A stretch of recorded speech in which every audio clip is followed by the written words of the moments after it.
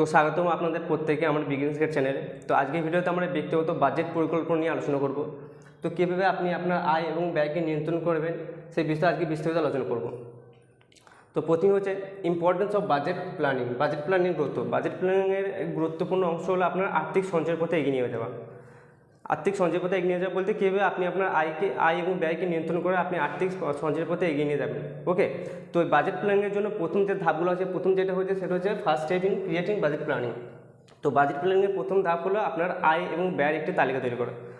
যেমন আপনার মাসিক আয় কী কী আছে, যেমন মাসিক আয় যেমন বলতে আপনার কী ইনকাম প্রসেস আছে, যেমন যেটা হতে পারে জব হতে পারে বা কোনো বিজনেস হতে পারে বা অন্যান্য কোনো যে সঞ্চয় পথ আছে সেগুলো একটি তালিকা তৈরি করতে হবে।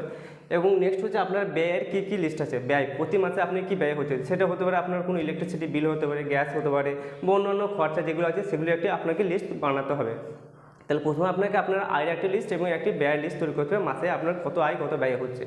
দেন আপনাকে কী করতে হবে, ব্যালেন্সিং ইনকাম অ্যান্ড এক্সপেন্সেস, এবং এরপর দেখতে হবে আপনাকে ইনকাম অ্যান্ড এক্সপেন্স কী আছে, আপনার প্রতি মাসে ইনকাম খরচা এবং সঞ্চয়ের মধ্যে কী পরিমাণ পার্থক্য আছে সেটা আপনাকে দেখতে হবে। ওকে, যদি আপনার ব্যয়ের পরিমাণ আপনার আয়ের থেকে বেশি হয়ে যায় তাহলে আপনাকে ব্যয় কিছুটা কমাতে হবে। নেক্সট হচ্ছে ইম্পর্টেন্স অফ সেভিংস। তো বাজেট প্ল্যানিংয়ের গুরুত্বপূর্ণ অংশই হলো সঞ্চয়।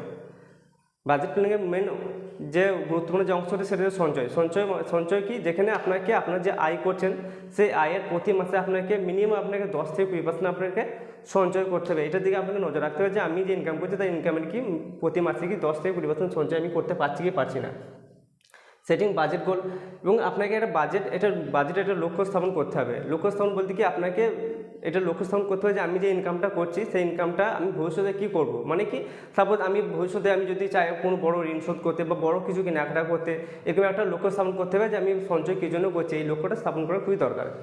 নেক্সট হচ্ছে আপনি কি review and adjusting your budget. এবার প্রতি মাসে আপনাকে যে বাজেটটা আপনি লক্ষ্য যে নির্ধারণ করেছেন সেই বাজেটে আপনাকে কী করতে হবে, আপনাকে রিভিউ করতে হবে, লক্ষ্য স্থাপন রিভিউ করে দেখতে হবে যে আমি কি আমার লক্ষ্যের পথে এগিয়ে যেতে পারছি। আমি যে বাজেটে ডিসাইড করেছি সেই বাজেট অনুযায়ী আমি কি আমার কাজটা করতে পারছি, সেটা আপনাকে কী করতে হবে, প্রতি মাসে আপনাকে রিভিউ করতে হবে। যদি দেখেন যে না আমি পারছি না তাহলে আপনাকে নতুন করে পুনরায় পর্যালোচনা কিন্তু করতে হবে। অ্যান্ড থার্ড হচ্ছে কনক্লুশন। কি আমি কনক্লুশন এটাই বলবো যে বাজেট পরিকল্পনা যে তত্ত্বটা এটা হচ্ছে কন্টিনিউয়াস প্রসেস, চলমান প্রসেস। ওকে, এটা আপনি যতদিন বাজেট প্ল্যানিং করছেন এটা আপনাকে চলবে বা আপনাকে প্রতি মাসে এটা রিভিউ করতে হবে। ওকে, এটা আপনাকে সাহায্য করবে, আপনার আর্থিক স্বাধীনতা অর্জনের পথে আপনাকে সাহায্য করবে, এবং আপনি এখান থেকে যে মান্থলি যে সেভিংসটা সেই সেভিংসটা আপনি করতে পারবেন। ঠিক আছে, তো এটাই ছিল আজকে বাজেট প্ল্যানিংয়ের যে মূল যে গুরুত্বপূর্ণ অংশ কী কী ছিল, এটাই আজকে ছিল। যে প্রথম ছিল ইম্পর্টেন্স অফ বাজেট প্ল্যানিং। ওকে, তারপরে first steps in creating budget. এই যে স্টেপগুলো আছে, এই স্টেপগুলো যদি আপনারা ঠিকঠাক করে ফলো করতে পারেন তাহলে আশা করি আপনারা আপনাদের যে লক্ষ্য স্থাপন করছে সেই লক্ষ্যে পৌঁছাতে পারবেন। ওকে, তো আজকের ভিডিওতে এইটুকুনি।